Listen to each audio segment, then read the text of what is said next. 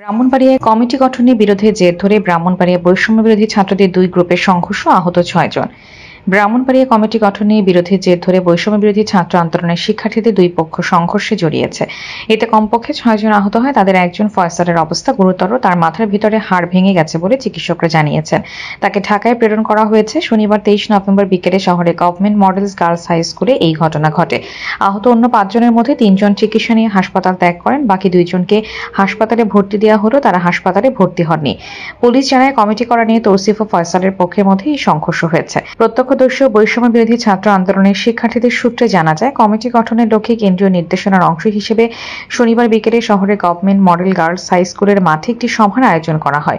শহর ও বিভিন্ন উপজেলা থেকে বৈষম্য বিরোধী আন্দোলনের নেতাকর্মীরা তাতে উপস্থিত হয়। সভার এক পর্যায়ে দুপক্ষ তর্ক বিতর্ক ও হাতাহাতিতে লিপ্ত হয়।